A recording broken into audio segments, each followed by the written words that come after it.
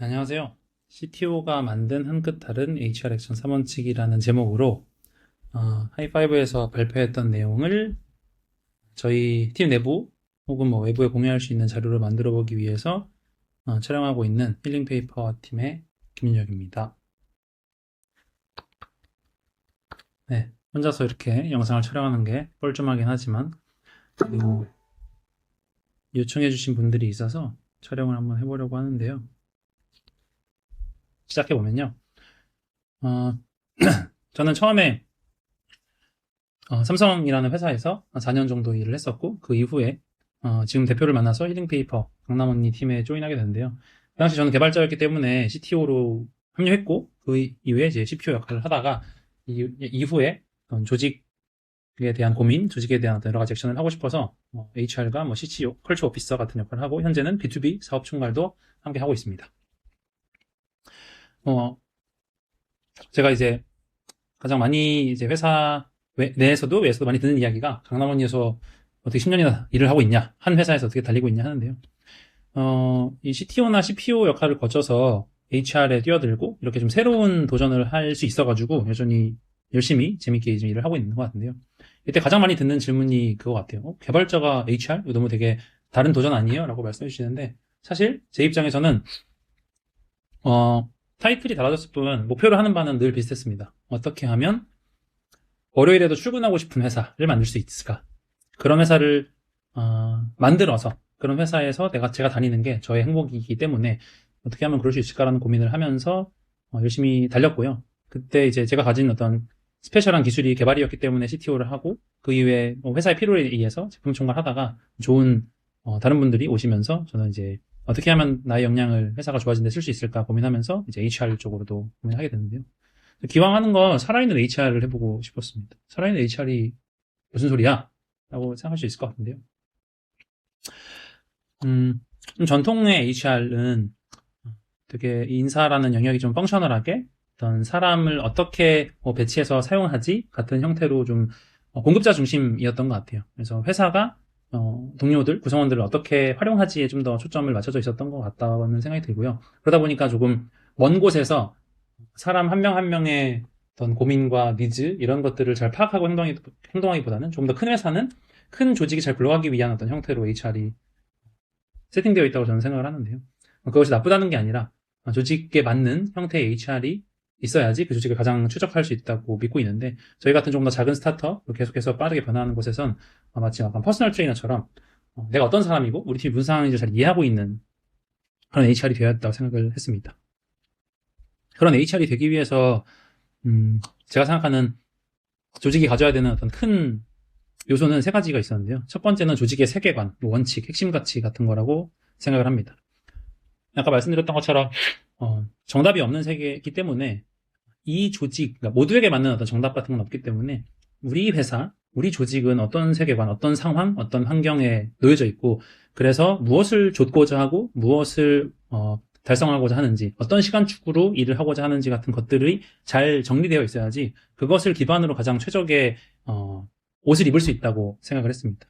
예를 들면 예전 삼국시대에 전쟁에 나가는 어떤 군대에서 필요한 어떤 조직의 문화와 테러리스트를 잡기 위해서 12명 정도로 조직된 되게 유기적이고 자율적인 판단을 해야 되는 군인 조직은 둘 다 군인이지만 굉장히 다른 문화를 가질 수밖에 없다는 의미죠. 그래서 먼저 우리가 어느 곳에 있는지, 무엇을 지향하는지 같은 것을 명확히 해야 된다고 생각을 했고요. 이것은 이제 대표와 초기 구성원 혹은 C레벨 같은 분들이 열심히 구성원과 함께 고민해서 이것들을 세팅하고 맞춰야 된다고 생각을 합니다. 두 번째는 그게 맞춰졌으면은 거기에 맞는 적절한 인재 밀도를 유지하고 그럴 수 있는 사람들을 모아오는 게 핵심입니다. 먼저 우리가 발 디딜 곳을 좀 정했으면 거기 발 디디는 걸 좋아할 사람들, 이런 방향으로 뛰고 이런 생각으로 일할 수 있는 사람들을 모셔오기 위해서 최선을 다해 노력을 해야 되고요. 그런 분들이 어느 정도 모여 있어야지 이 싸움, 이 게임을 겨우 해볼 만하다고 저는 생각을 하고 있고요. 세 번째로 지속적 액션인데요. 어떻게 하면 지속적으로 액션을 할 수 있냐. 이게 우리가 원데이 투데이 하는 것이 아니라 계속 끊임없이 굉장히 오랜 기간 동안 다양한 변화와 다양한 환경의 변화와 다양한 구성원의 변화 같은 것을 계속 겪으면서도 끊임없는 액션을 통해서 더 좋은 회사, 좋은 조직, 좋은 일하는 방법 같은 것들을 만들어내야 되기 때문에 이 세 번째는 되게 어떻게 보면 지난하지만 그 살아있는 유기체를 돌리기 위해서 핵심적인 요소라고 생각을 합니다. 이 세 가지는 이제 첫 번째부터 잘 유지가 되면서 실행이 돼야 되고, 물론 뭐 1단계가 100점, 그 다음에 2단계 하는 건 아니겠지만 이 관점으로 좀 체계가 쌓인다는 것을 인지하고 플레이해야 된다고 생각하고요. 오늘 좀 이 시간에서 이야기하고 싶었던 거는 조직의 세계관과 인재 밀도, 인재 영입 같은 이야기는 또 다른 데서 많이 했기 때문에 좀 지속적 액션에 대한 이야기를 하고 싶었습니다. 특히 이제 HR을 하나도 모르고 HR 백그라운드가 없는 저 같은 HR 알못이 자기가 자신이 잘 알고 있는 방법, 지금까지 수없이 많은 실패와 저절이 지금의 저를 만들었다고 생각하는데, 거기서 많이 배웠던 것들을 기반으로 어떤 HR을 고민했고, 그러기 위해서 어떤 원칙들을 좀 세팅할 수 있었는지 오늘 다뤄보도록 하겠습니다. 시작하기 앞서서 먼저 이해하고 싶은 어떤 개념은 애자일 원칙인데요. 애자일 원칙이라고 말 들으면은 HR 이야기하는데 가쁜 애자일 원칙? 이렇게 생각하실 수 있을 것 같은데, 사실 배운 게 도둑질이라고 저한테는 되게 중요한 저희 일하는 방식을 하는 거였습니다. 저는 HR 백그라운드가 없기 때문에 HR에서 이걸 되게 잘하기 위한, 살아있는 HR을 만들기 위한 좋은 방법 같은 것은 어떤 그런 백그라운드나 지식으로 알기는 어려웠고요. 대신 제품과 개발을 하면서 제가 경험하고 배우고 실패하고 학습했던 어떤 애자일이란 방법론이 애초에 되게 불확실하고 좀 빠르게 변하는 세상에서 좋은 제품을 만들기 위한 방법론이라고 생각하기 때문에 그거를 좀 가져다 쓰면 어떨까 생각을 했습니다. 사람들이 애자일 하면은 애자일이 되게 어떤 프로세스나 도구 라고 생각을 많이 하세요. 뭐 칸반을 하면 애자일이다, 뭐 스크럼을 하면 애자일이다 이렇게 생각하는 분들이 많은데, 사실 애자일은 이 급격하게 이제 디지털 트랜스포메이션이 생기는 이 시대에서 우리가 처음에 시도했던 많은 현실 세계를 개발하고 제품화하는 과정에서 겪었던 실패들, 그런 것들을 답습하지 않기 위해서 어떻게 하면은 바꿔나갈 수 있을까, 어떻게 하면은 이 소프트웨어라는 것들을 더 좀 의미 있게 만들 수 있을까를 고민했던 내용이고요. 그래서 여기 써 있는 것처럼 애자일한 소프트웨어 개발을 좀 고민하는 사람들이 했던 선언들이 있습니다. 사실 애자일은 어떤 그런 도구보다는 이런 어떤 원칙이 핵심이라고 저는 생각을 하고요. 이 원칙의 이 선언에서 나왔던 네 가지를 보면, 프로세스 도구보다는 개인과 상호작용, 포괄적 문서보다는 작동하는 소프트웨어를, 계약이나 정책 같은 어떤 정해진 것보다 거기까지 협력을, 계획 구속되기보다는 변화에 대응하기로, 이런 어떤 문구가 사실 이거의 어떤 기본 정신이고, 이것을 중요하게 생각하기 때문에 나왔던 여러 가지 수단들이 저희가 알고 있는 여러 가지 툴이라고 생각하는데요. 이걸 HR 버전을 바꿔보면 저는 약간 이런 개념이라고 생각했습니다. 개인과 상호작용이라는 것은 결국 회사 안에 있는 인재들과 어떤 문화를 만들어가면서 가는 것이 어떤 프로세스 자체보다 더 중요한 것이고, 문서보다 중요한 것은 실제로 돌아가는 제도, 사람들이 실제로 써먹을 수 있는 어떤 제도를 만들어 나가는 것이 그럴싸한 글 문서를 만드는 것보다 중요하고, 또 계약이 이랬잖아, 정책이 이랬잖아 같은 것보다는 어떤 동료와의 어떤 긴밀한 협력, 이 사람들은 무엇을 원하고 있고 어떻게 해야지 회사와 구성원이 더 좋은 시너지를 낼 수 있을지를 좀 고민하는 방향, 계획이 구속되기보다는 변화에 대응하는 방법.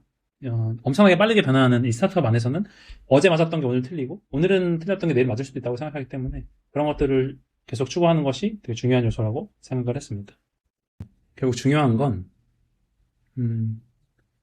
우리가 어떤 목적을 가지고 일을 하냐라는 거예요.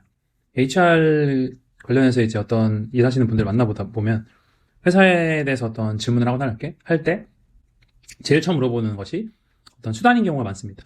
평가 보상 제도는 어떻게 되나요? 뭐 직급 레벨링은 어떻게 되나요? 같은 여러 가지 우리가 HR적으로 여러 가지 수행해야 될 수단에 대한 이야기들이 많이 나오게 되는데요. 사실 중요한 건 아까 말했었던 3단계인 것 같아요. 3단계에서 회사가 어떤 목적과 원칙, 철학, 세계관을 가지고 만나게 됐고, 그로 인해서 거기에 맞는 분들을 얼마나 모셔왔고, 지금 있는 인재들은 어떤 사상과 어떤 꿈을 가지고 있고, 그런 사람들과 함께 세 번째 단계로 우리가 지속적으로 더 좋은 회사와 문화와 이런 것들을 만들기 위해서 이제 나아가야 되는 것이기 때문에, 그러기 위한 목적, 그 목적을 위한 최적의 수단이 무엇인지를 고민하는 방식으로 우리는 이야기를 하는 것이 좋다. 그래서 제일 처음 물어볼 거는 why, 왜 우리가 이런 회사를 만들고 이런 철학으로 계속 팀을 운영하려고 하는 것이고요. 그런 목적이 있다 보면 결국 거기에 맞는 수단을 찾게 되는 건데요. 이거는 뭐 모든 회사의 목적일 수는 없다고 생각하고요. 저희 회사 강남원이라는 서비스를 하고 있고 이제 여러 가지 사업을 운영하는 힐링페이퍼라는 스타트업에서는 어떻게 하면 기능 좋은 인재들을 모셔서 그 사람들과 빠르게 변화하는 상황 속에서 장기적으로 성장할 수 있을까를 고민하게 됐다는 거죠. 그러니까 우리는 진짜 좋은 인재를 모실 거고, 우리가 갖고 있는 시장은 너무 빠르게 변해서 되게 예측하기가 힘들고, 그리고 우리는 원데이 투데이 하는 게 아니라 1년, 5년, 10년, 정말 100년으로 성장할 수 있는 그런 회사를 만들고 싶어라는 그 관점이 있을 때 그 목적을 기반으로 이런 문구가 나온다고 생각하고, 거기에 맞춰서 이제 제가 이제 여러 가지 실행하면서 만들어왔던 원칙은 그런 목적이 있기 때문에 우리는 인재 밀도를 높이고 좋은 인재들이 정말 만족하고 즐거워할 만한 회사를 만들기 위해서 동료한테 되게 집착해야 돼. 그 동료가 무엇을 원하는지를 진짜 집요하게 파고들고 제대로 해결해줘야 돼. 그리고 계속 빠르게 변화하기 때문에 거창한 거 하나보다는 기민하고 점진적으로 해결해야 돼. 작게 계속 시도하면서 실패도 하고 배우면서 빠르게 변화하는 시장과 환경 속에서 더 정답에 가까운 곳을 찾아나가야 돼. 그리고 사람들에 대한 이야기이기 때문에 이 사람들이 정말 이 회사의 진정성, 정말 우리가 투명하다고 외칠 거라면 하루 이틀 외치는 게 아니라 한 번 열심히 외치면 끝나는 게 아니라 매일매일 계속해서 투명하다고 외치면서 그 진정성을 보여주고 회사의 어떤 색깔과 문화들이 잘 인지될 수 있게 하는 그런 꾸준함이 필요하다라는 거죠. 그래서 이 집요함, 기민함, 꾸준함 세 가지를 저는 저희 회사를 운영하면서 HR에서 가장 중요한 액션 원칙으로 삼았습니다. 이제 그래서 세 가지 원칙을 하나씩 좀 더 파고들어 보려고 하는데요. 네, 이제 이 세 가지 원칙에 대해서 더 자세히 이야기해 보려고 하는데요. 첫 번째 이제 집요함입니다. 아니, 뭘 이렇게까지 해? 라는 생각이 드는 집요함이, 그런 집요함이 모여서 만드는 어떤 한 끗 다름이 사실 저희가 해결할 수 없을 거라고 생각하는 문제를 해결할 수 있다고 저는 생각하고 있는데요. 예를 들면 끝까지 파고들어서 원인이 무엇인지 몰랐던 문제를 해결하거나 그 문제를 해결하는 과정에서 이 정도면 충분하지라는 데서 한 번 더 나아가서 그 해결하기 어려운 되게 문제들을 해결해 나가거나 하는 어떤 집요함이 우리가 처하고 있는 어려운 상황들, 정답을 알 수 없는 상황들에서 굉장히 중요한 자세라고 생각을 하는데요. 예를 들면 진짜 이유를 파헤친다 같은 개념은 이런 느낌입니다. 저희의 고객, 그 고객의 진짜 니즈를 집요하게 파악하기 위해서 어떤 동료한테 물어봤어요. 요즘 어떠냐? 그랬더니 요즘 회사 재미없대요. 그랬더니 그래서 왜 재미없냐고 물었더니 속도가 잘 안 난다 이렇게 이야기한 거죠. 그런데 여기서 멈춰버리면 진짜 이유는 알 수 없고 그냥 우리가 그 겉면에서 표면적으로 파악하는 속도가 안 나는 거 뭐지? 저 팀에 좀 문제가 있나? 이렇게 생각할 수 있는데요. 그게 아니라 왜를 계속 물어보는 거죠. 속도가 안 난다는 건 어떤 의미예요? 그랬더니 팀 속도보다 회사 속도가 느리다고 말씀해 주실 수 있고요. 회사 속도가 느리다는 거는 어떤 의미예요? 회사 전반적으로 뭐 일을 좀 못한다는 건가요? 일을 천천히 한다는 건가요? 했더니 다들 열심히 일하고 그 속도 자체는 빠른데 임팩트가 없다 라고 하시는 거죠. 임팩트라는 건 어떻게 만들어질까요? 어떤 임팩트를 기대하는 걸까요? 또 파고들어 봤더니 큰 차원의 액션을 못해서, 큰 차원의 액션이라는 건 결국 여러 팀 간의 협업이 어려워서 라고 결론이 날 수 있다는 거죠.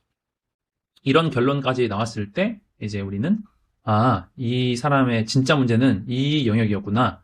팀 간의 협업이 어려워서 일하기 어렵다고, 재미가 없다고 한 거구나. 이렇게 알아낼 수 있는 거죠. 이런 것이 저희가 추구하는 어떤 집요함이라고 보면 됩니다. 두 번째는 기민함입니다. 기민함은 말 그대로 작게 여러 번, 그래서 더 좋은 방향으로 나갈 수 있는 어떤 힘인데요. 아마추어가 프로 바둑 기사를 무조건 이길 수 있는 방법이 뭘까요? 당연히 정식으로 승부하면은 상대가 안 되겠죠. 그런데 어떤 꼼수를 두면은 반드시 이길 수 있냐 하면 가장 확실한 방법은 프로 기사가 한 수 들 때 아마추어가 두 수를 두는 겁니다. 그러니까 실패를 감안하고 더 작고 빠르게 두 수를 둬서 남들보다 더 적절한 방향으로 빨리 갈 수 있게 추구하는 거예요. 그러려면은 이 일을 어떻게 하면 더 작게 실행할지, 어떻게 하면 실패할 수 있는 방법으로, 실패를 감안할 수 있는 방법으로 실행할지를 계속 고민하고 그렇게 실행한 다음에 가설, 이렇게 하면 좋았을 것 같은데 같은 가설을 검증하고 실패를 회고하면서 그 다음 수를 더 좋은 수를 둘 수 있게 하는 방법이죠. 이것이 에자일 방법론에서 이야기하는 기민함이라고 저희는 생각하고 있습니다. 세 번째는 꾸준함인데요. 한 번에 안 되면 10번, 10번 안 되면 100번 어떤 계속 같은 이야기를 열심히 함으로써 만들어낼 수 있는 어떤 힘에 대한 이야기입니다. 이거는 설명보다는 영상을 보시는 게 좋을 것 같아서 제가 좋아하는 사이먼 시넥이라는 분이 인터뷰했던 영상을 보겠습니다. Do you love your wife? Yes. Right? Prove it. Like, what's the metric? Give me the number that helps me know, right? Because when you met her, you didn't love her, right? Now you love her, right? Tell me the day the love happened. It's an impossible question, right? But it's not that it doesn't exist. It's that it's much easier to prove over time. If you go to the gym and you work out and you come back and you look in the mirror, you will see nothing. And if you go to the gym the next day and you come back and you look in the mirror, you will see nothing, right? So clearly there's no results, can't be measured, it must not be effective. So we quit, right? Or if you fundamentally believe that this is the right course of action and you stick with it, like in a relationship, I bought her flowers and I wished her happy birthday, and she doesn't love me. Clearly I'll give up. You know, that's not what happens. If you believe there's something there, you commit yourself to an act of service. You commit yourself to the regime, the exercise. You can screw it up. You can eat chocolate cake one day. You can skip a day or two. You know, it allows for that. But if you stick with it consistently, I'm not exactly sure what day, but I know you'll start getting into shape. I know it. It's not about the events. It's not about intensity. It's about consistency. Going to the gym for 9 hours does not get you into shape. Working out every day for 20 minutes gets you into shape. 네, 이 영상에서 말하는 것처럼 우리는 이런 회사야, 우리는 투명한 회사야, 우리는 자율성을 중요해 같이 한번 외치는 것, 혹은 되게 공들여서 하루 정도 워크숍을 하는 것은 쓸모없는 일이라는 게 아니라 그것만으로는 우리가 진짜 그렇다는 것을 설명하고 보여주고 느낄 수 없다는 얘기죠. 내가 10장짜리 어떤 연애 편지를 열심히 써서 딱 한 번 보내주자마자 그 사람이 이건 사랑이다라고 느끼는 것이 아니라 되게 오랜 시간에 걸쳐서 계속해서 누군가를 위해주고 아껴주고 배려해주는 것, 그런 여러 행동이 느껴졌을 때, 이제 누적됐을 때, 이 사람이 날 정말로 아끼는구나, 사랑하는구나라고 그 사랑을 느끼는 것과 같이, 여기 나온 예시처럼 하루 운동 열심히 하면 되는 게 아니라 꾸준히 계속해서 운동했을 때, 이게 처음에는 정말 뭐가 바뀌는 건지도 모르겠고, 하루에 5분, 10분 하는 게 도움이 되는지도 모르겠지만, 계속 누적되고 나면은 정말 건강한 몸이 될 수 있는 유일한 방법이 그것이라는 걸 깨닫게 되는 거죠. 그래서 회사에서 추구하고자 하는 어떤 메시지를 전파하는 것도 이런 꾸준함이 없다면 전혀 워킹할 수 없다고 저희는 믿고 있기 때문에 이게 되게 중요한 원칙이라고 생각을 했습니다. 네, 이제부터는 케이스 스터디입니다. 그래서 아까 이야기만 들으면 그래 뭐 뻔한 얘기잖아. 기민하면 좋고 꾸준하면 좋지. 나도 다 알아. 이렇게 생각할 수 있을 것 같아서 실제로 저희 회사의 사례에서 뭘 어떻게 좀 다르게 했길래 되게 기민하고 집요하다고 이야기하는 거지, 뭐가 꾸준하다는 건지를 좀 설명드리면 좋을 것 같아서 이렇게 케이스 스터디를 좀 가져와 봤습니다. 첫 번째는 이제 사내 추천 케이스인데요. 제일 처음에 저희가 회사에서 채용을 하고 인재 영입을 시작했을 때 처음부터 당연히 저희가 최고의 방법을 하진 않았겠죠. 근데 오랜 시간 동안 이제 누적되다 보니까 사내 추천했을 때 합격 전환율이 되게 좋다는 것을 이제 귀납적으로 알게 된 겁니다. 여기 보시는 것처럼 직접 지원했을 때보다 사내 추천이 어떤 전환율, 퍼널이라고 하죠. 이게 훨씬 더 높아서 사내 추천의 앞단의 모수를 높이면 더 많은 분들이 회사에 올 수 있지 않을까라는 생각을 한 거죠. 그래서 사내 추천 제도를 만들고 보상금을 걸기 시작합니다. 사내 추천 제도 이렇게 안내를 했죠. 그랬더니 사람들이 외부에서 추천해주고 싶대요. 외부 사람들도 우리 회사에 추천해주는 사람들이 있는데 그들한테 추천금 주면 좋지 않겠냐는 의견이 나온 거죠. 좋아, 한 발짝 더 나가보자 하고 사회 추천 보상금도 만들었습니다. 사회 추천 보상금 만들었으니까 끝이 아니라 사람들이 이걸 더 많이 알았으면 좋겠다 라는 또 이야기가 나온 거죠. 그래서 이 제도의 존재 자체를 좀 알리기 위해서 이렇게 링크드인이라던가 기사도 내고 여러 가지로 홍보를 했는데요. 근데 이 과정에서 이렇게 홍보했으니까 이제 우린 할 만큼 다 했어가 아니라 여전히 사내 추천율이 더 높다는 걸 또 발견하고 그걸 위해서 어떻게 하면 좋을까 고민을 한 거죠. 그래서 그 당시에 사내 추천했던 동료들을 또 집요하게 파고 들어봤습니다. 그냥 사내 추천을 했다더라가 아니라 누가 어떤 포지션을 왜 했지를 다 인터뷰하면서 물어본 거예요. 그랬더니 저희가 알게 된 것이 보상금이 높아져서 한 게 아니라 첫 번째는 당연히 우리 회사가 너무 좋아서, 왜냐면 회사가 좋아서 이 회사에 함께 하고 싶은 되게 높은 기준의 인재를 데려와야 그 사람도 또 통과율이 높은 거지, 보상금이 좋아서 아무나 막 찔러보고 그중에 한 명만 성공하면 난 보상금 받는 거니까 하면은 또 사내 추천의 가치 자체가 저의 처음 전제가 틀리다고 생각하거든요. 그래서 이 회사를 되게 좋아하고 이 회사에 사람을 모셔오는 것이 보상금이 싫은 사람은 없겠지만 그거 이상의 가치가 있다고 믿는 사람들이라는 걸 발견했고요. 그래서 그들이 조금 더 추천을 잘할 수 있게 그 추천의 과정과 경험을 잘 만들어주자는 생각을 하게 됐습니다. 그래서 추천 경험을 쉽게 하기 위해서 추천한 사람들한테 지금 이 전형이 어떻게 진행되고 있는지도 쉽게 알려드리고 패스트트랙처럼 빠르게 진행한 방법도 있었고요. 이걸 기반으로 이제 닥치는 대로 또 홍보를 한 거죠. 그냥 이렇게 우리가 과정을 개선했으니까 끝이 아니라 또 한 번 나가서 사람들에게 알리기 시작한 거예요. 이거는 이제 이런 관점인데, 제가 살면서 한 어림잡아 소개팅을 한 100번 정도 한 것 같아요. 소개팅을 어떻게 100번이나 했냐? 제가 너무 잘생겨서는 아니겠죠. 지금 제 얼굴이 여기 나오고 있기 때문에 다들 절대 그럴 리 없다고 생각하실 것 같은데, 제가 소개팅을 많이 할 수 있었던 가장 큰 이유는 제 주변에 엄청나게 많이 알렸기 때문입니다. 그래서 그분들이 누군가 짝을 찾고 있는 여성을 발견했을 때 가장 먼저 그 사람의 머릿속에 제가 떠올리도록 끊임없이 집요하게 그들한테 저를 알린 거죠. 이게 핵심이라고 저는 생각하거든요. 그래서 회사 분들이 밖에 나가서 예전 동료들을 만나거나 스터디를 하거나 했을 때 그들의 머릿속에 가장 첫 번째로 누군가가 이직을 고민한다 했을 때 바로 우리 회사에서 받고 있는데 라는, 사내 추천해야겠는데 라는 생각을 떠올리게 만드는 게 핵심이라고 봤습니다. 그래서 그걸 집요하게 한 거예요. 프론트엔드 개발자, 어떤 직군이든 그 직군들에게 우리가 기대하는 바를 이렇게 정리해서 오렌지 같은 데서 발표를 했습니다. 모든 사람들한테 지금 우리는 이 포지션을 찾고 있고 이 포지션에서 이런 사람들이 필요해요. 이거 딱 정확하게 소개팅 할 때 나는 이런 이상형이 있어, 이런 사람 좋아해 라고 말하는 거랑 똑같죠. 그것을 굉장히 많은 사람들한테 홍보하기 시작했고요. QR코드를 만들어서 되게 빠르게 설문해가지고 추천할 수 있게 또 퍼널을 좀 줄여주려고 했고요. 슬랙 같은 데서 추천 치면은 바로 추천 링크를 떠서 인사팀과 소통할 필요도 없게 또 만들었고요. 진짜 이거 너무 대단하다고 생각해서 링크드인에 올렸었는데, 화장실에서 볼일 보는 곳에까지 이 포스트를 붙여놓은 거죠. 그러니까 잠깐이라도 틈이 난다면 이걸 보고 우리가 사내 추천 받고 있다는 걸 떠올려라. 그래서 이렇게 막 가외 전단지에서 그 전화번호 뜯어가는 것처럼 재밌게 만드셨는데, 이거 하나만 봤을 때는 이거 뭐야? 라고 생각할 수도 있겠지만, 이런 과정과 맥락 속에서 이런 모든 것을 집요하게 해냈기 때문에 저희는 이런 결과를 만들어냅니다.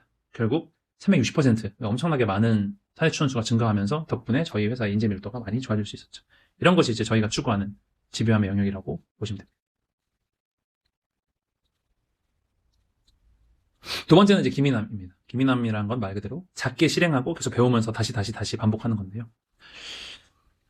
저희 팀, 제가 이제 개발팀 리더를 하고 있을 때 개발팀 분들끼리 스프린트 같은 게 끝나고 회고하면은 너무 좋은 이야기들이 많이 나왔어요. 되게 솔직하게 우리가 이런 건 잘 못한 것 같아, 이건 실패한 것 같아, 앞으로는 어떻게 하면 잘할 수 있을까 같은 이야기를 했던 거죠.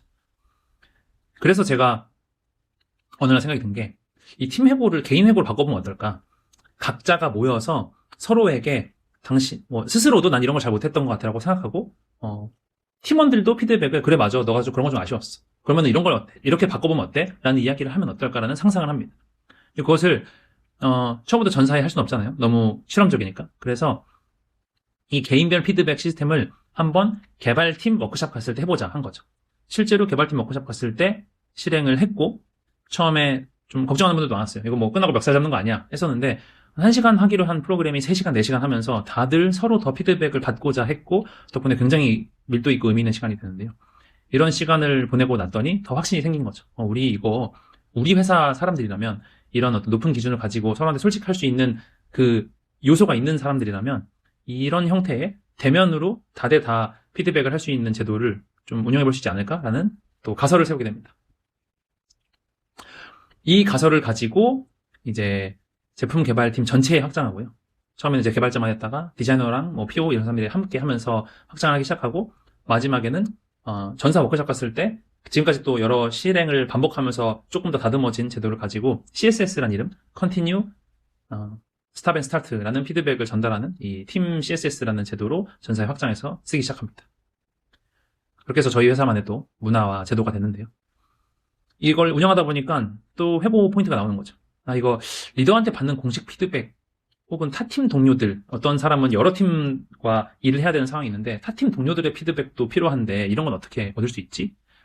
라는 생각이 들어서 그로스 리뷰라는 제도를 또 작게 실행해봅니다. 이거는 개인 한 명에 대해서 여럿이 피드백을 해주는 제도고, 공통적인 어떤 역량과 직무적인 역량을 별도의 리더나 사람들이 피드백을 해주고, 조금 더 정리된 어떤 텍스트를 공식적으로 리더가 전달함으로써 팀은 당신이 이렇게 생각해라는 것을 전달할 수 있는 형태로 실험을 해본 거죠.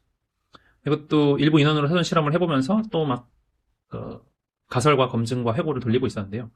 그때 얻은 인사이트를 통해서 조직에 실행했을 때 가장 좀 바꿔봐야겠다고 했던 거는, 내가 텍스트를 열심히 써서 그 사람한테 전파했을 때 이게 정말 피드백이 잘 전달된 걸까? 라는 걸 알기 어려웠어요.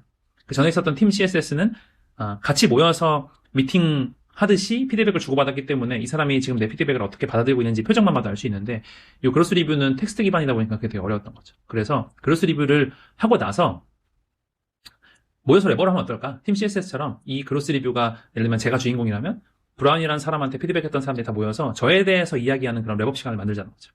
어떻게 보면 약간 부담스러울 수 있다고 생각했지만 살면서 언제 내가 존중하는 동료들이 나를 위해서 1시간씩 토론해 줄까라는 생각이 들어서 이걸 실험적으로 실행을 해봤고요. 결과적으로 저희 블로그 같은 데도 영상이 올라가 있긴 한데 굉장히 큰 효과를 봤습니다. 그래서 제가 속한 팀에서 이게 효과를 보고 성공하기 시작하니까 다른 팀에서도 똑같은 방법을 해보고 싶다 하면서 점점 기민하게 점진적으로 배포하고 있는 상황이죠. 이런 것들이 단 한숨에 최고의 피드백 제도를 만들어서 전사가 쓴다 같은 식이 아니라 계속 조금씩 작게 실험하면서 가설을 세우고 실행하고 실패하면 다시 회고해서 바꿔서 확장해 나가는 이런 어떤 기민함의 영역이라고 보실 수 있습니다. 이런 요소들이 되게 중요하다는 것을 알아주셨으면 좋겠고요. 지금 봤을 때 굉장히 그럴싸해 보이는 것들 중에 하루아침에 완성된 건 없다는 거죠. 그것이 완성되기 위해서 끊임없이 여러 가지 반복과 발전이 있었다는 겁니다. 예를 들면 노션 같은 제품을 사람들이 보고 세상에 어떻게 이런 제품이 너무 좋다, 대단하다, 세상을 바꾸고 있는 제품이 새롭게 태어났다라고 하지만 한국 분들이 노션을 인지하기 시작한 것은 노션이 개발되고 나서 5년, 6년이 흐르는 뒤였거든요. 그럼 그 5년, 6년 동안 굉장히 많은 실패를 하면서 그 기민하게 발전해서 지금의 노션이 된 거죠. 그런 관점으로 설명했다고 보시면 됩니다. 네, 세 번째는 꾸준함입니다. 어느 회사나 홈페이지에 들어가거나 이제 회사 벽면에 이런 문구들이 있습니다. 저희처럼 더 좋은 OS 베이스를 누구나 누릴 수 있게 하자. 극도로 투명하자. 이런 이야기가 있는데요. 투명하다고 간판에 써두면 투명한 걸까가 이제 화두입니다. 그렇지 않겠죠? 왜냐면 보통 모든 회사들은 자기들이 투명하고 솔직하고 수평적이고 자율적이고 일을 되게 잘하고 높은 기준으로 한다고 다 이야기는 합니다. 그런데 중요한 건 이야기를 한번 하는 것이 아니라 그게 진짜로 중요하다고 믿고 회사가 정말 그 메시지를 믿으면서 끊임없이 그렇게 되기 위한 노력을 하고 있느냐라고 생각해요. 저희는 투명함이라는 가치를 되게 중요하게 생각하고 어떤 맥락을 기반으로 리딩해서 사람들이 그냥 하는 게 아니라 왜 하는지 이해해서 더 자율적으로 실행한다 같은 어떤 관점을 어디서든 느낄 수 있게 만들려고 굉장히 노력을 하고 있는데요. 하나씩 좀 들여다보면 다들 그렇다시피 홈페이지랑 포스터 같은 데도 투명함이란 무엇인가 올리고 우리가 그걸 중요하게 생각한다고 외칩니다.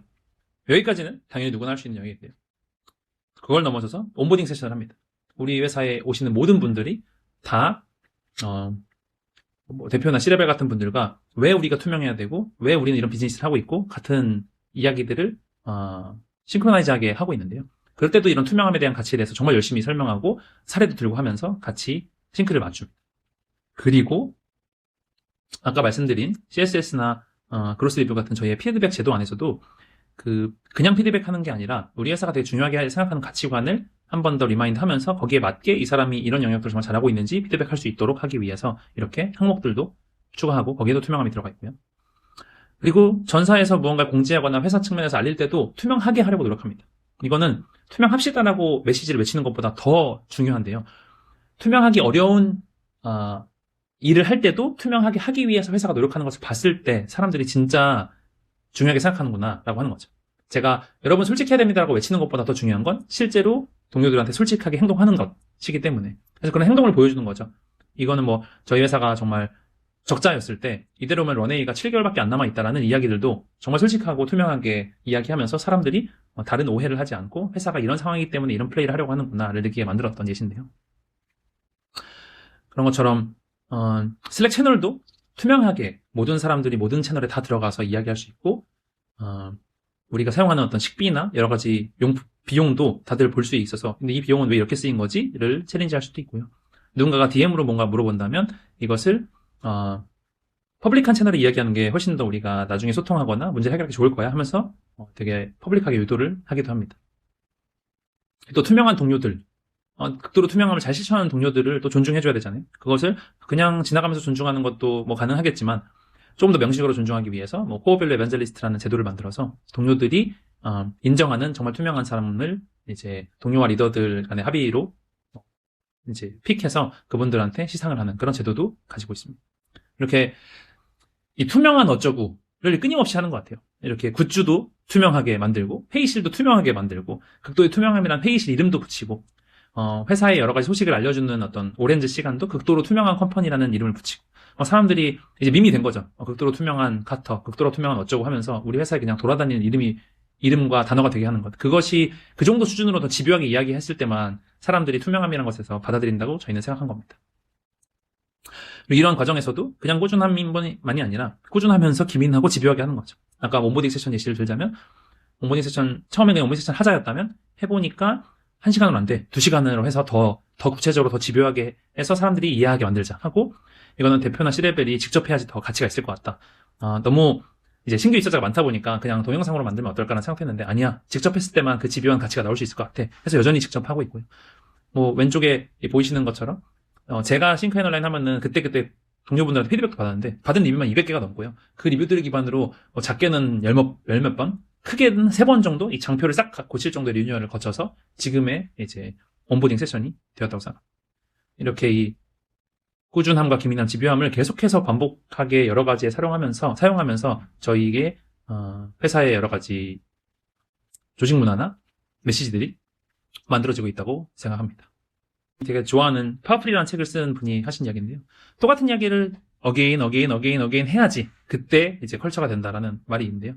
비슷하게 또 제프 베조스 아마존의 CEO도 내가 정말 이제 지긋지긋하다고 생각할 정도로 이제는 좀 너무 질려버릴 것 같다는 정도로 말했을 때부터 사람들은 이해하고 공감하기 시작한다는 이야기도 있잖아요. 계속 여러분이 많이 했다고 생각하더라도 전혀 그렇지 않을 테니까 정말 문화가 될 때까지 꾸준히 이야기하는 것이 중요하다는 것을 인지하면 좋을 것 같습니다. 네, 끝으로 이 원칙을 실제로 이제 케이스에서 활용하면서 썼을 때 도움이 되는 툴은 무엇일까 좀 가져와 봤어요. 이런 걸 들었을 때 여러분이 바로 내일 이런 걸 고민해보자 하고 또 소통하실 수도 있을 것 같아서 좀 툴 기반으로 좀 정리를 해봤는데요. 첫 번째는 그 HR 조직 안에서 이런 애자일한 프로세스를 만드는 겁니다. 아마 이미 많은 고민을 해서 이것과 비슷하게 일하고 계실 거라고 생각하는데 좀 더 면밀하게 말해보자면 지금 겪고 있는 동료들의 문제가 무엇인지를 발견하는 어떤 단계, 그 문제를 기반으로 문제를 해결할 수 있는 어떤 솔루션을 고민하고 설계하고 가설을 세우는 단계, 그 다음에 실험을 통해서 우리가 생각한 가설이 맞는지 진짜 실행해보고 그 실험이 맞는지를 파악하는 어떤 단계, 이런 단계는 더 작고 기민하게 해봐야겠죠. 그리고 그렇게 실행한 결과들을 또 고객한테, 그러니까 동료들한테 인터뷰를 하거나 여러 가지 어떤 상황을 기반으로 결과를 보고 회고해서 뭐가 실패했고 뭐가 성공했는지를 깨닫고 그 다음으로 나아가는 이런 단계들을 명확하게 설계하고 팀이 이렇게 일할 수 있는 어떤 체계를 만들고 노력해보는 것이 저희한테 되게 중요한 툴이었습니다. 그리고 이런 것들이 계속 순환 사이클을 돌아서 여러 번 반복하게 되면은 점점 더 문제가 잘 발견되고 잘 해결되고 더 많은 변화를 만들 수 있다고 생각하는데요. 조직을 운영하다 보면 생기는 문제들이 있고 그 문제들 때문에서 우리는 한번 꺾이게 됩니다. 그렇게 꺾였을 때 회고를 통해서 가설을 세우고 그걸 기반으로 다시 실행해서 전보다 한 걸음 나아지면 되는 거죠. 정말 작은 한 걸음만 나아지면 돼요. 왜냐면 우리는 그거를 끊임없이 끝까지 반복할 힘이 있기 때문에 작지만 확실한 변화의 누적을 만들어낸다면 이 원칙이라는 책에 나오는 그림처럼 이렇게 계속해서 반복해서 우리는 성장할 수 있다고 생각합니다. 두 번째 제가 생각하는 좋은 툴은 이제 아까 말씀드린 어떤 집요한 문제 파악, 집요한 실행을 위한 HRBP라는 제도인데요. 사실 HRBP라는 제도가 CO라는 타이틀이 그렇듯이 되게 회사마다 하는 일이 되게 달라요. 그래서 이것은 정답이라기보단 저희 회사에서 택하고 있는 방식이라고 봐주시면 좋은데요. 기존에 이제 HR은 현업과 좀 구분되어 있었어요. 그래서 HR에서 현업에서의 고민과 이런 걸 듣는 것이 현업을 100% 이해하기 되게 어려웠고 그분들과 만나서 좀 들어보거나 설문조사를 하거나 같은 조금 더 수동적인 방법이 많았던 것 같습니다. 그래서 저희는 현업을 제대로 이해하고자 HRBP라는 사람을 현업에 오히려 투입해서 그들은 현업팀의 리더, 제품팀이면 제품팀의 리더와 그 사람이 한 페어가 돼서 그 팀을 이끌어 나가고 고민하고 의사결정할 수 있는 형태로 좀 구축을 해봤는데요. 이전에 좀 HR 그 조직은 조금 더 이제 우리가 운동을 시키고 싶다라고 생각했을 때 HR 조직은 운동하는 방법을 열심히 고민하고 책자를 만들거나 그런 걸 전파하면서 여러분 운동이 좋은 거예요 라고 했다면 HRBP는 조금 더 퍼스널 트레이너처럼 그 사람 한 명 한 명, 팀 하나하나의 문제를 좀 깊이 있게 쳐다보고 해결할 수 있는 사람으로 좀 구축하려고 했던 거죠. 그래서 저희는 HR 경력보다 더 중요한 것은 이 사람이 얼마나 집요한 프로블럼 솔버인지 문제 해결할 수 있는 사람인지라고 생각했고 그러다 보니까 저희 팀의 HRBP 분들은 창업자 출신이거나 혹은 마케팅이나 프로덕트 오너 같은 걸 해본 분들이거나 이런 분들이 저희는 지금 HRBP를 열심히 해주고 계신데요. 결과적으로 그 조직 그 조직장이 CEO라면 HRBP는 COO처럼 그 조직의 모든 운영, 특히 거기서 사람과 관련된 것들을 잘 해내길 바라고 있고요. 그 사람이 그 조직 안에서 일어나는 뭐 데일리 미팅에도 들어가고, 같이 식사도 할 때도 있고, OKR이나 목표 달성을 같이 세우고 같이 뛰어나가고, 새로운 사람이 온보딩 했거나, 그 사람한테 피드백 할 때도 참여해서 그 조직이 어떻게 살아 숨쉬고 있는지를 제대로 안 상태로 도와주고 플레이할 수 있는 것이 저희가 지향하는 HRBP 형태라고 보시면 됩니다. 그리고 덕분에 HRBP 분들이 오시고 나서 저희 조직이 엄청나게 빠른 속도로 실질적인 작지만 확실한 변화들을 만들어내고 있습니다. 네. 다음은 이제 5Y인데요. 이 영상이 좀 웃긴 영상이어서 가져와 봤어요. No, Why? because it's 5 o'clock in the morning. It's too early. Why? The sun hasn't come up yet. Why? Because the sun comes up later. Well, the Earth goes around, and when it turns a certain amount, the sun shows on the horizon. Why?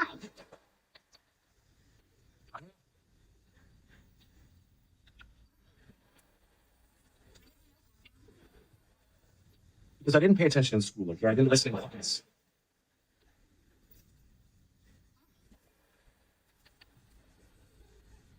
Because I was high all the time. 네, 뭐, 좀 빡센 이야기만 하다 보니까 환기할 게 봐주었는데, 재미로 들여다보자면, 이 아이가 계속해서 Y 외쳤기 때문에, 나가놀 수 없냐는 질문으로 시작했다가, 아빠가 중학교 때 늘, 대마초에 취해 있었다는 것까지 알 수 있게 됐죠. 이렇게 5Y, 즉, 끊임없이 본질적인 이유를 찾기 위해서 파고드는 것이 우리가 표면상으로 알 수 없는 것들을 알려줄 수 있다고 생각하거든요. 아까 보여드렸던 예시에서도 회사가 재미없다는 첫 번째 어떤 이야기에서 Y를 계속 파고들었더니 팀 간의 협업이 어렵다는 어떤 진짜 니즈를 파악한 거죠. 만약에 이때 여기서 멈췄다면 팀 속도가 문제니까 저 팀의 개발자들 역량이 부족한 건가? 라고 오해할 수도 있던 거고요. 여기서 멈췄다면 회사 속도가 느리다는 거는 뭐 OKR이 좀 도전적이지 않은 건가? 라고 생각할 수도 있었을 텐데요. 결과적으로 끝까지 갔기 때문에 진짜 문제는 더 큰 차원의 변화를 위한 여러 조직 간의 협업이구나 라고 알 수 있었다는 점. 그래서 이렇게 계속해서 질문하고 본질을 찾아가는 이 질문법 5Y 같은 것들이 되게 중요한 툴이라고 할 수 있습니다. 이 툴을 기반으로 여러분은 우리가 이런 걸 대체 왜 한 건지에 대해서 알아야 돼요. 제가 제일 많이 쓰는 편인데 HR이나 조직 문화 하는 사람들은 절대 공색해지면 안 됩니다. 이게 무슨 말이냐?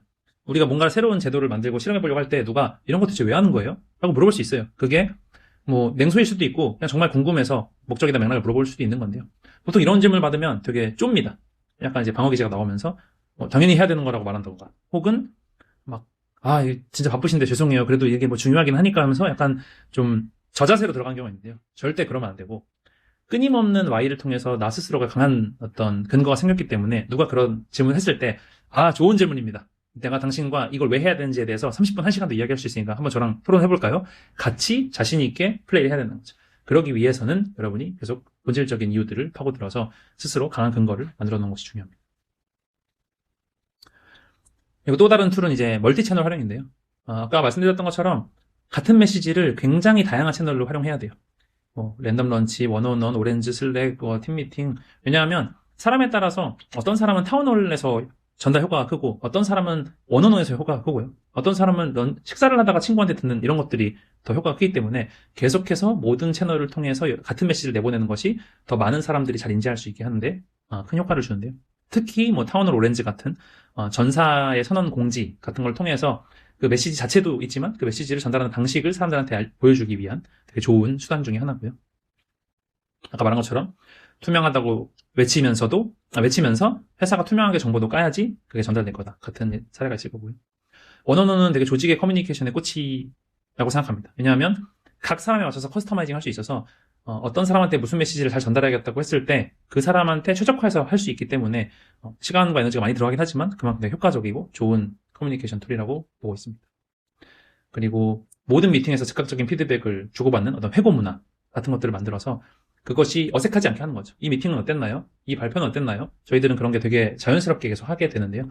그런 걸 기반으로 1년에 한 번 피드백 받는 게 아니라 이번 주를 돌아보고 이 발표를 매번 돌아보면서 빠르게 커뮤니케이션하고 그로 인해서 여러 가지 의사결정과 어떤 메시지들이 돌아다닐 수 있게 하는 이런 툴들이 되게 꾸준한 영역에서 중요하다고 보시면 됩니다. 이거 또 이제 마지막 툴인데요. 기민하게 행동하기 위해서는 이 전사 조직 전체가 아니라 일부 구성원들을 대상으로 뭔가 질문하거나 실험하거나 해볼 필요가 있는데요.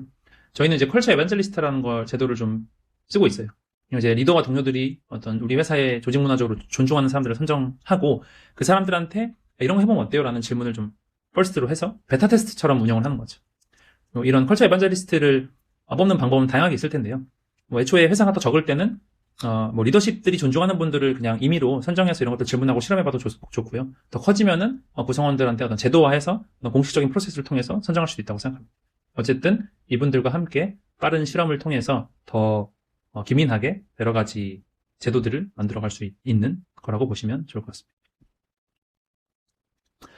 더 하고 싶은 말이 많지만 구체적인 이야기는 요 강남원리 팀 블로그에 되게 많은 사례들이 적혀 있어요. 피드백 제도 같은 것도 어떻게 실패했고 어떻게 가는지 그 기나긴 시나리오들이 많이 적혀 있으니까 혹시 시간이 되신다면 요 QR코드까지 넣는 지배함을 보셨죠? 이렇게 해서 강남원리 팀 블로그를 보셔도 좋고 구글이나 이런 데 강남원리 블로그를 검색하셔도 좋습니다.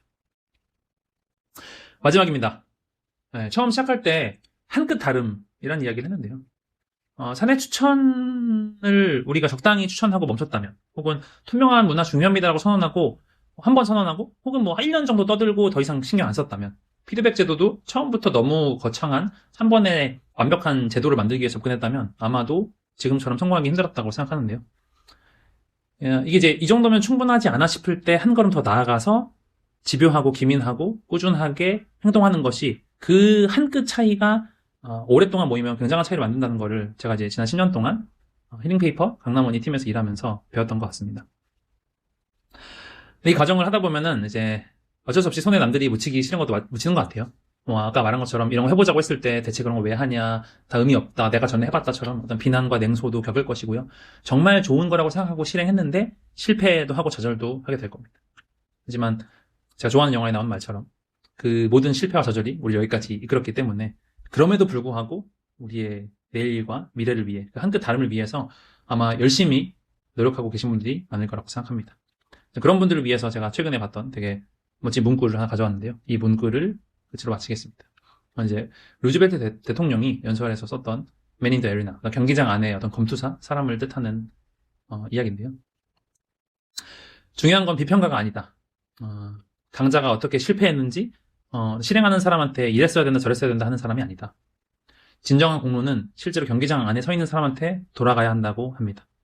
그 사람의 얼굴은 땀과 얼룩 혹은 피로 얼룩져 있는 정말 손에 묻히고 싶지 않은 것들을 다 붙여가면서 도전하고 실수하는 사람일 거고요. 그 사람은 좌절할 수밖에 없습니다. 노력에는 언제나 실수와 부족함이 따라오기 때문이죠.